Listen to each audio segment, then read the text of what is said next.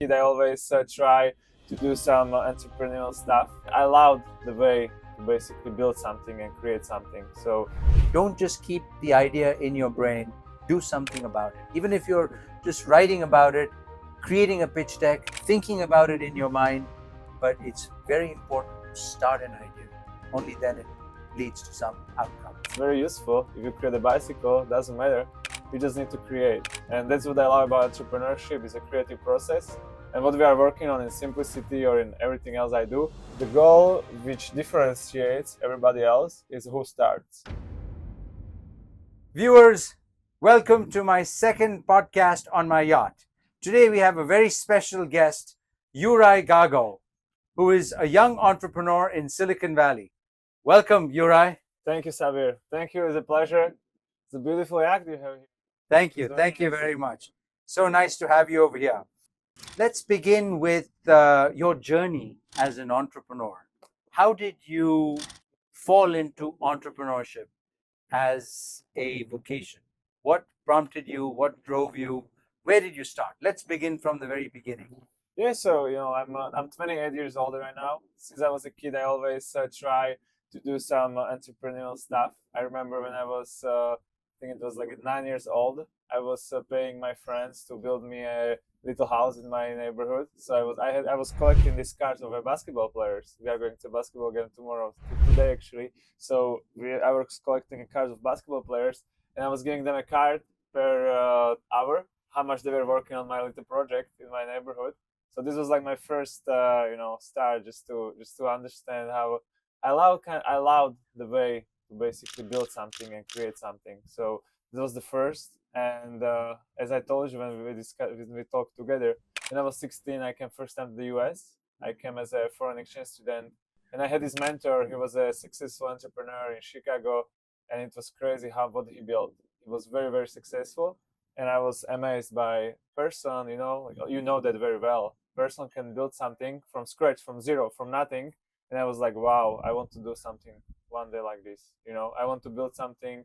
And I think entrepreneurs are the people who actually can, right? Like entrepreneurs are those people who can change the world. If you create something unique, if you create something which people love, use, and need, you can really, doesn't matter if you create a spoon, it's very useful. If you create a bicycle, doesn't matter.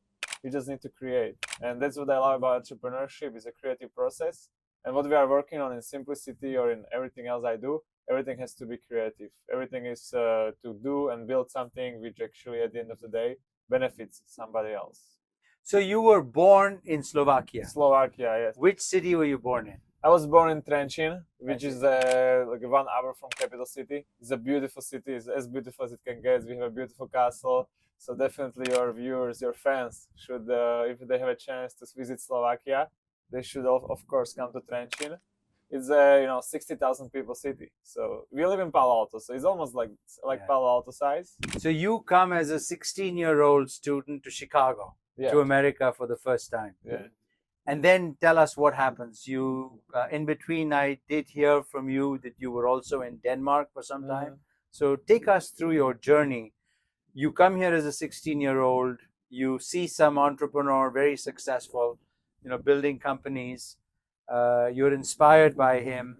Then you go back, and then give us a sense for your journey from the Chicago experience to where you are here in Silicon Valley today. Yeah. And then we will talk about simplicity and what it Yeah, for sure. I think it all started when I wanted to go out of my comfort zone. In Trenčín, I had all my friends, and I was feeling so comfort. I had popular kid in high school.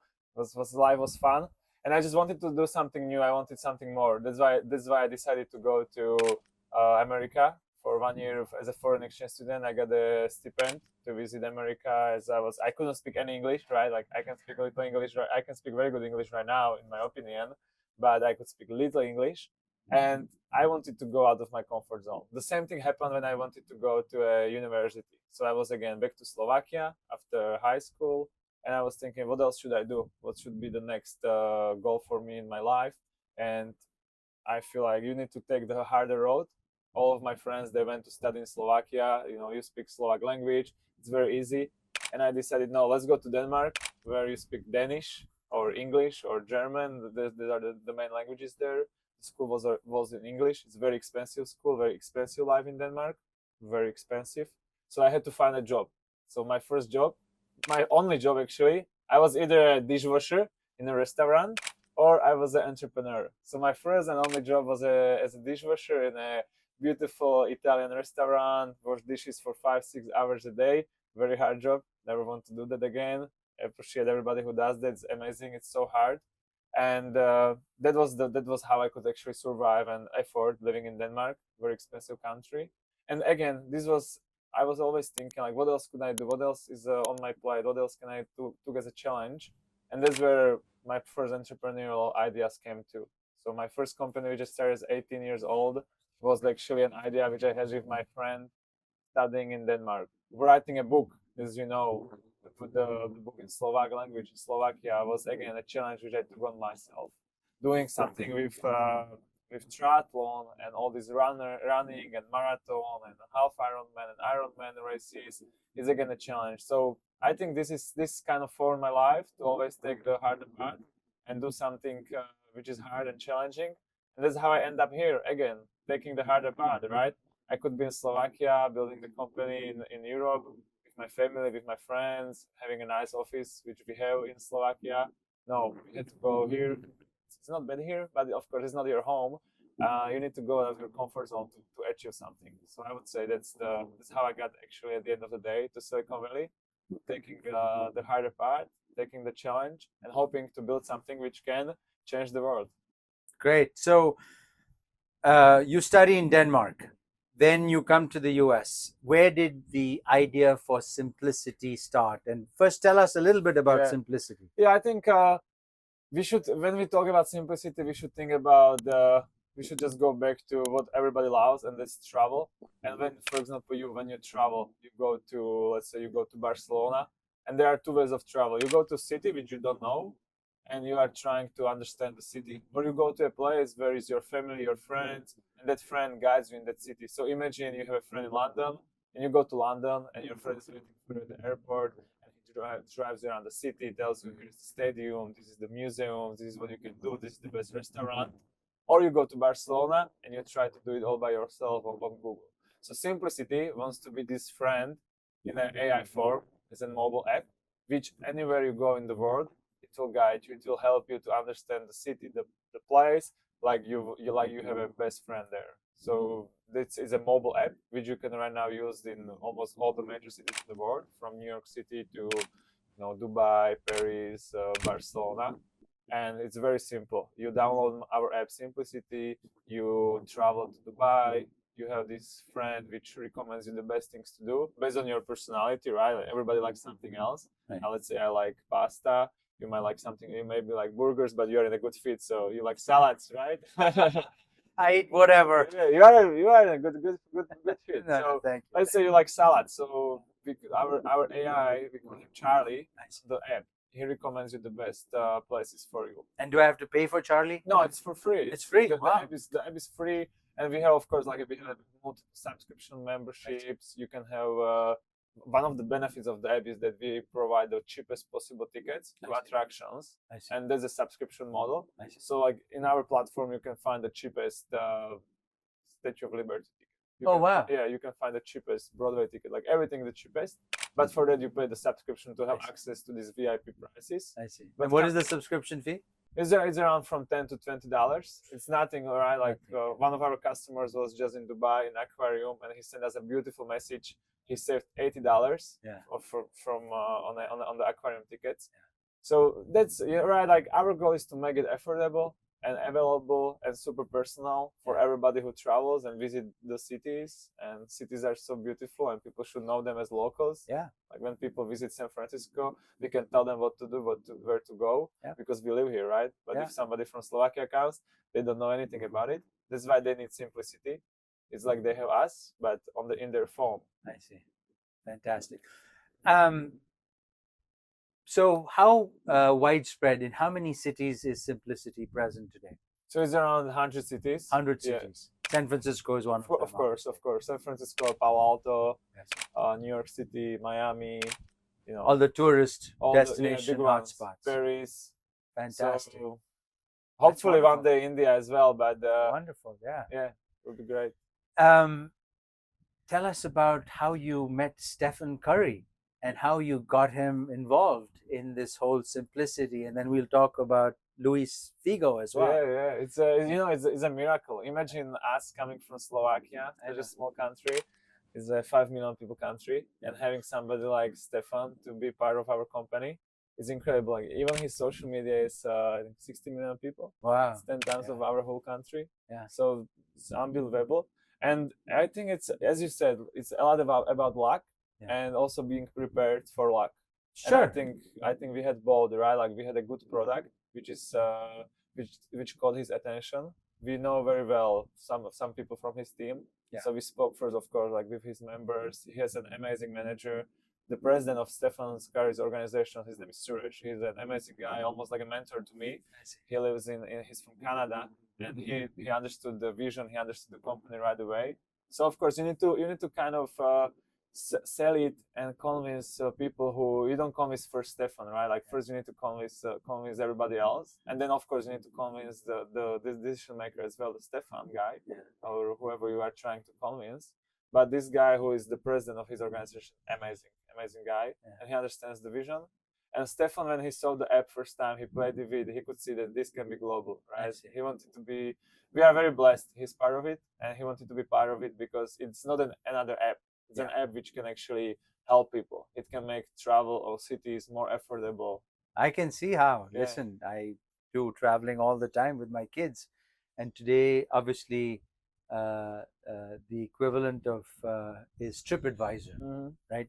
The old school, which is not AI but more of people's recommendations. What is there? How do you differentiate yourself from TripAdvisor versus what simplicity is? Is the simplicity, is the convenience of the thing, right? Like, when you are looking for a coffee shop, you want to get the best one, only one, which your best friend would tell you to go to, who lives in London. Not the top 10. You don't want to see 20 coffee shops. You don't want to decide. You don't want to read reviews. No, you want to get the best one, because the ratings are consumer ratings, not personalized. Yeah, it can be anything, right? And somebody likes something else. So what we do, we use a lot of machine learning and a lot of algorithms which are actually choosing the best places based on the reviews, based on your personality, based on your interest, based on the location, based on the search. So much factors, and then we choose only the best. Got it. Only the best. So if you say best pizza in London, we don't give you 10 pizzas. We give you the best location, best search, best personality, best budget, right? Everybody likes something else. That's true. Excellent. Wonderful. No, it's very.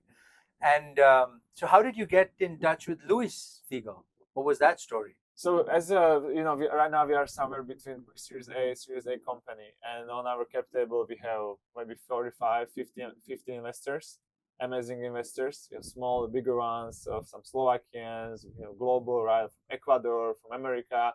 So one of our investors is a good friend with people around Luis Figo, and we were looking how can we expand to Madrid and Spain, since Madrid is a great location for tourism and beautiful city. Real Madrid or Atletico Madrid, great places. So Luis Figo is a smart guy. He played a midfielder, very smart guy, great football player, won the Ballon d'Or, won Champions League. And the same thing, we went over Zoom and we showed him the platform. One thing he asked us, can you book private jets through the platform? I was like, hopefully one day. Right now we sell tickets to aquarium, but why not, right? Why it cannot be everything in one place? So, and Luis, at the end of the day, he understood that he can bring value. He's not only putting his money or his name or whatever with the company, is if he can make some phone calls or provide some value and ideas, and that's what he can. And we are so blessed to help people like this, because they're two biggest stars, right? That's great. In football and basketball. Fantastic. No, amazing. Was it difficult as an immigrant to start a company here in the US and in Silicon Valley? Did you face any unique challenges that most people who are born over here don't face? I think the biggest challenge is building the network. I understand, like, you go here to university, you build your friends Yeah. network. That friend works in this VC, this friend works in this Meta, Google. So you have this network of friends from fraternity, from school. When you come here, you don't know anybody. So I came here, and you don't know anybody, and look, we are sitting here, Right, yeah. in a beautiful place. By the way, it's a nice yak. I know there is a joke.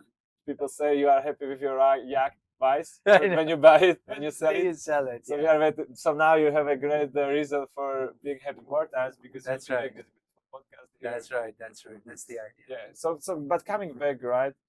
Coming here as an immigrant, I feel you have to be different a little bit. You need to want to have the pain, the challenge, the discomfort, because you are coming somewhere which is unknown. Yeah. And you have to be not afraid to fail. Yeah. And maybe not be afraid to go back home if it doesn't work. But what's the word? What cannot happen, right? Like you can always come back home, and everything will be the same. Nothing will change. Yeah. But what if something works out while you tried here? And that's what the young people who are thinking about making the move should think of, right? Like it's just if it not work out, it's still fine. You can always your family will always wait for you. Yeah. So I've got to tell you, he's an amazing cyclist as well, and that's how we met. At a friend's, get together, and I went out cycling with him, and boy, I'm very impressed. How did you get into cycling? Tell us about that story as well. It's amazing. I told you, right? Like, I don't understand why people would choose drugs or marijuana when they can cycle. I know. So you just get so much pleasure and happiness from it. And my cycling, since I was a kid, I was playing football, soccer here, and I was a pretty good football player. And I always wanted to be a professional football player or a professional athlete, or that was one of my goals. And that's maybe why I like entrepreneurship now, because it's the same. You need to work hard, you need to train all the time. And once I was done with football, I was looking what are other sports I could do. So I was always a good runner. I like to swim. So I was like, let's try triathlon. And with triathlon, you need cycling. Yeah. The three sports. So I choose cycling, and it's just such a beautiful spot. Yeah, it is great. And especially where we live, the hills in Palo Alto, this kind of weather, background, it's just amazing. Yeah, it's a great way how to get out from your vibes. Yeah. With your friends. That's a good one. Yeah. But, a few hours, you just go and also get away from devices. For sure. We're all so, addicted to devices. At home, when you have any free time, get on phones. Everybody, whole family, kids and wives. This is a great way to get away from all of that. Yeah, I would encourage everybody who can do any kind of cardiovascular activity. Yeah. If it's in running, anybody can run. Cycling can be expensive. Like getting a bike can cost like a few hundreds of dollars to thousands of dollars. Yeah. But anybody can get a running shoes. That's right. Go for a run, and you will see the magic what happens after the run. You will see the ideas. That's probably the thing which everybody at some stage of life has to do, and that's sport. You've also written a book, right? Tell us how you got into writing book. What is it? Books. What is it all about? How did you get started? What inspired you? And whom is this book meant for? So the simplicity and all my companies which I started with my co-founder Andrej Krupa. He's one of my best friends from university from Denmark, and together we also wrote this book. It's called Hlava 20. In English we call it Mind 20. And the book was written when I was 19 years old. He was 21 years old, and we were these young ambitious kids from living together in university, and we were reading books and being all inspired and motivated.